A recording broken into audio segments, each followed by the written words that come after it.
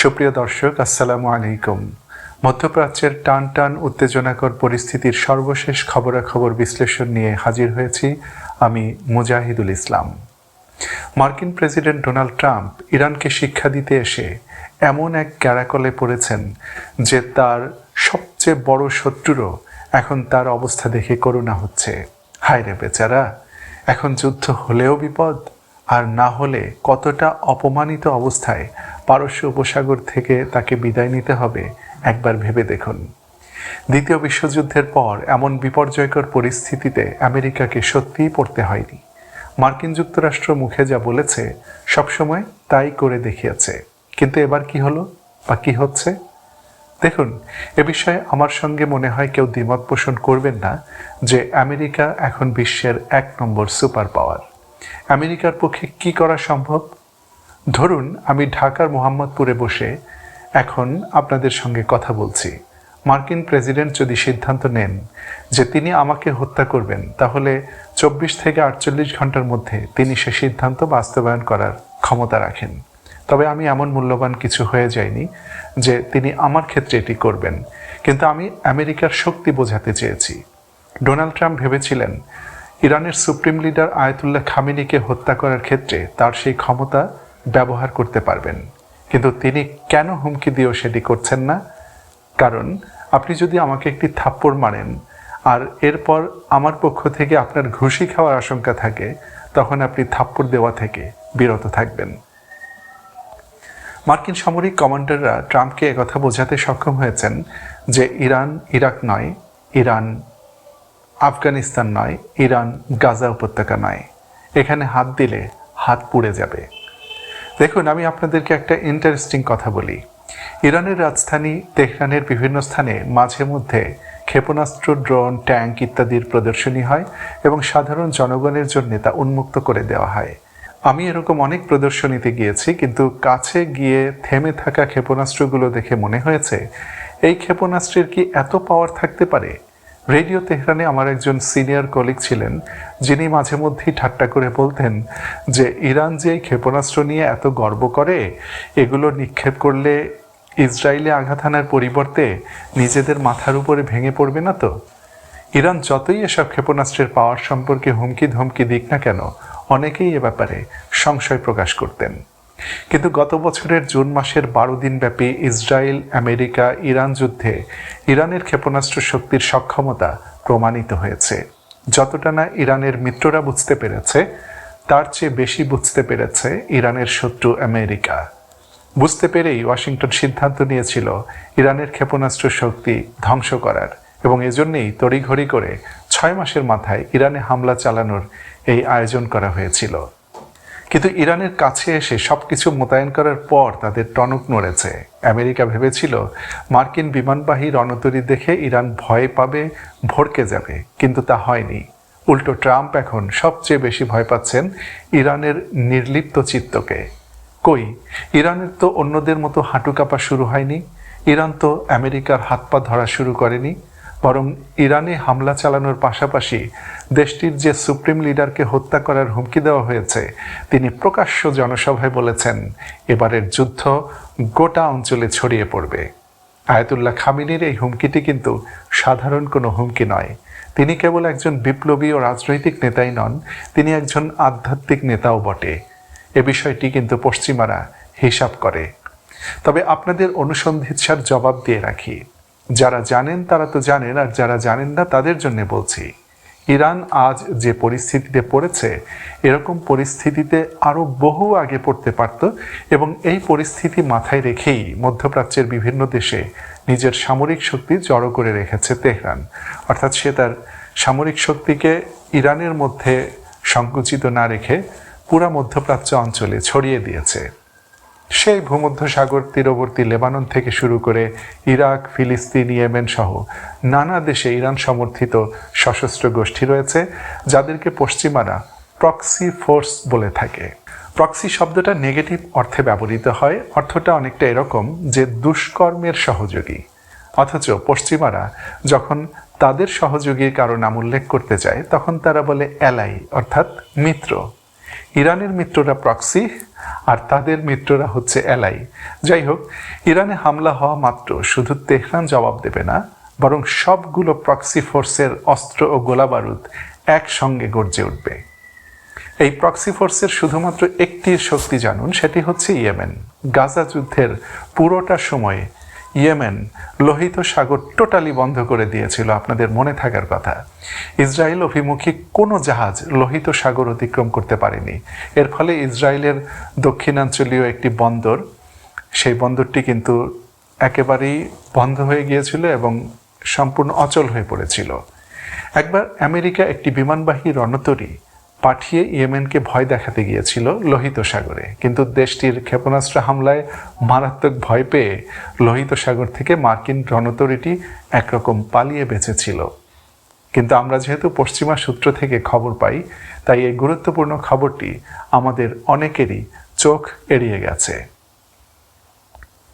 যুদ্ধ গোটা অঞ্চলে ছড়িয়ে পড়ার ব্যাপারে ইরানের সুপ্রিম লিডার আয়াতুল্লাহ খামেনি রোববার তেহরানে এক জনসভায় আমেরিকাকে এই হুমকি দিয়েছিলেন যে এবার যদি তার দেশে হামলা চালানো হয়, তাহলে যুদ্ধ ইরান ও আমেরিকার মধ্যে সীমাবদ্ধ থাকবে না, বরং তা গোটা মধ্যপ্রাচ্য অঞ্চলে ছড়িয়ে পড়বে।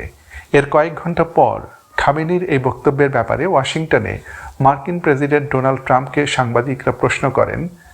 এর উত্তরে তিনি বলেন, তার তো এই ধরনের কথা বলা উচিত নয়। তিনি কথা বলছেন কেন? আমরা সেখানে বিশ্বের সর্ববৃহৎ বিমানবাহী রণতরী পাঠিয়েছি। আমি আশা করছি আমরা ইরানের সঙ্গে একটি সমঝোতায় আসতে পারবো। এই ট্রাম্প যেই বারবার সমঝোতার কথা বলছেন, সেরকম একটি সমঝোতা কিন্তু 2015 সালে আমেরিকা সহ 6 বিশ্ব শক্তির সঙ্গে ইরানের হয়েছিল, যেটি থেকেই ট্রাম্পই 2017 সালে ওয়াশিংটনকে বের করে নিয়েছিলেন। তাহলে ইরান কিভাবে বিশ্বাস করবে যে এখন যদি ট্রাম্পের সঙ্গে কোনো চুক্তি করা হয়, তাহলে পরবর্তী কোনো মার্কিন প্রেসিডেন্ট এসে আমেরিকাকে সেই চুক্তি থেকে বেরিয়ে নেবেন না? এ সম্পর্কে ইরানের পররাষ্ট্রমন্ত্রী আব্বাস আরাকচি সুন্দর কথা বলেছেন। তিনি বলেন, দুর্ভাগ্যজনকভাবে যুক্তরাষ্ট্রকে আর আমরা নির্ভরযোগ্য আলোচনার সঙ্গী হিসেবে বিশ্বাস করি না। ইরানের পররাষ্ট্রমন্ত্রী ঠিকই বলেছেন। দেখুন, গত বছরের জুন মাসে আমেরিকা ও ইসরায়েল যখন ইরানের বিরুদ্ধে হামলা চালিয়েছিল, তখন কিন্তু আমেরিকার সঙ্গে তেহরানের দীর্ঘমেয়াদী আলোচনা চলছিল। তাহলে কেউ যদি ট্রাম্পকে জিজ্ঞাসা করে, আরে মিয়া, তুমি যে আলোচনার সমঝোতার কথা বলছো, তার মানে কি? ইরান তো সমঝোতা থেকে বেরিয়ে যায় না, ইরান তো আলোচনা থেকে সরে যায় না। তুমি তো চুক্তি করো আর তা ভঙ্গ করো, আর তুমিও তো আলোচনা থেকে বেরিয়ে যাও। তবে যাই হোক, ইরান কূটনীতিতে বিশ্বাসী, যুদ্ধে নয়। ইরান আগে কখনো হামলা চালাবে না, কিন্তু কেউ যদি তার উপর হামলা চালায়, তার দাঁত ভাঙা জবাব দেবে। ইরানের পররাষ্ট্রমন্ত্রী তার ওই বক্তব্যে আরও বলেছেন, আঞ্চলিক বন্ধুসুলভ দেশগুলোর মাধ্যমে বার্তা আদান প্রদানের ফলে যুক্তরাষ্ট্রের সঙ্গে আলোচনা এগিয়ে নিয়ে যাওয়া সম্ভব হচ্ছে এবং তা ফলপ্রসূ হচ্ছে। আরাকচি আজ এই যে কথাটি বললেন, এই কথাটি কিন্তু আমি গত 4 দিন আগে বলেছিলাম, যখন ট্রাম্প হুমকির পাশাপাশি ইরানের সঙ্গে আলোচনার প্রসঙ্গ তুলেছিলেন। সেদিন বাংলাদেশের প্রায় সব গণমাধ্যম হুমকির কথা তুলে ধরে বলেছিল যে আজই ইরানের উপর হামলা হয়ে যেতে পারে, কিন্তু আমি বলেছিলাম এই হুমকি ট্রাম্পের পিছুটানের লক্ষণ। এখন প্রশ্ন আসতে পারে, ব্যাপকভাবে হামলার হুমকি দিয়ে ট্রাম্প কেন পিছু হটে গেলেন? আমরা যদি একথা স্বীকার করতে না চাই যে ইরানের হাতে ব্যাপক মার খাওয়ার আশঙ্কায় ট্রাম্প পিছু হটেছেন, তাহলে অন্তত এটুকু স্বীকার করি যে আমেরিকা বহু হিসাব নিকাশ করে দেখেছে যে এই মুহূর্তে হামলা চালালে তা কস্ট ইফেক্টিভ হবে না, অর্থাৎ যে উদ্দেশ্যে হামলা চালানো হবে তার লক্ষ্যগুলো অর্জিত হবে না। দেখুন, এখানে ইরানের ক্ষেপণাস্ত্র শক্তি সম্পর্কে কিছু ধারণা আমি দিয়ে রাখি। দেখুন, আপনাদের হয়তো মনে আছে যে গাজা যুদ্ধের ভিতরে ইরান ট্রু প্রমিস 1 এবং ট্রু প্রমিস 2 হামলা চালিয়েছিল ইসরায়েলের বিরুদ্ধে। সেই সময় ইরান ক্ষেপণাস্ত্র এবং ড্রোন হামলা চালিয়েছিল। ওই ক্ষেপণাস্ত্র এবং ড্রোন বেশিরভাগই ছিল পুরনো এবং মানধাতার আমলের। সেই ক্ষেপণাস্ত্রই ইসরায়েলকে অনেকটা ভীত সন্ত্রস্ত করে তুলেছিল, কিন্তু ওই দুটি হামলায় ইসরায়েলের তেমন কোনো ক্ষতি হয়নি, কারণ ইরান তার অত্যাধুনিক ক্ষেপণাস্ত্র তখন ব্যবহার করেনি। এখন ইরানের হাতে হাইপারসনিক ক্ষেপণাস্ত্র রয়েছে। এই হাইপারসনিক ক্ষেপণাস্ত্র দিয়েই গত বছর জুন মাসে ইসরায়েলকে ইরান ঘায়েল করেছে এবং ইসরায়েল হাত পা ধরে ইরানের সঙ্গে যুদ্ধবিরতি করেছে। এখন দুটি ক্ষেপণাস্ত্রের পার্থক্য আমাদেরকে বুঝতে হবে। সাধারণ যে প্রচলিত ক্ষেপণাস্ত্র সেটি আকাশ দিয়ে এইভাবে যায়, প্লেন যেভাবে যায় সেভাবে চলে যায় বিভিন্ন গতিতে, কিন্তু হাইপারসনিক ক্ষেপণাস্ত্র এটি সোজা আকাশে উড়ে যায় এবং মহাকাশের ভিতরে স্পেসের দিকে চলে যায়, এবং যে লক্ষ্যবস্তুটি নির্ধারণ করা হয় সেটি 100 কিলোমিটার দূরের হতে পারে, 200 কিলোমিটার, 1000, 2000, 5000 কিলোমিটার। সেই দূরত্বে গিয়ে জাস্ট আকাশ থেকে নেমে আসে, মহাকাশ থেকে সোজা এইভাবে নেমে আসে। এই কারণে ইরানের এই হাইপারসনিক ক্ষেপণাস্ত্র ইসরায়েলের কোনো আকাশ প্রতিরক্ষা ব্যবস্থায় ধরা পড়েনি, এবং ইরান আশা করছে বা সমর বিশেষজ্ঞরা বলছেন যে এই ক্ষেপণাস্ত্র কখনোই আর আকাশ প্রতিরক্ষা ব্যবস্থা দিয়ে ধরা যাবে না। মনে রাখতে হবে যে হাইপারসনিক ক্ষেপণাস্ত্র ইরানে যখন নিক্ষেপযোগ্য হয়েছে, অর্থাৎ পরীক্ষা চালিয়ে সেটি কার্যকর করার উদ্যোগ নেওয়া হয়েছে, তখনও আমেরিকা এটি উৎপাদনই শুরু করেনি। তার হাতে প্রযুক্তি গিয়েছে কিন্তু সে উৎপাদন শুরু করেনি। আর ইসরায়েলের কাছে এখনও এই হাইপারসনিক ক্ষেপণাস্ত্র নেই। তাহলে বোঝা যায় যে ইরান কেন এত জোরে শক্তপোক্তভাবে কথা বলছে, আর ট্রাম্প কেন বারবার হুমকি দিয়েও হামলা করব, আজ রাতেই করব, এখনই করে ফেলবো, খামেনিকে শেষ করে দেব, কিন্তু কেন হামলা হচ্ছে না? শুধু একটি হাইপারসনিক ক্ষেপণাস্ত্রই আমেরিকা এবং ইসরায়েলের বুকে কাঁপন ধরিয়ে দিয়েছে।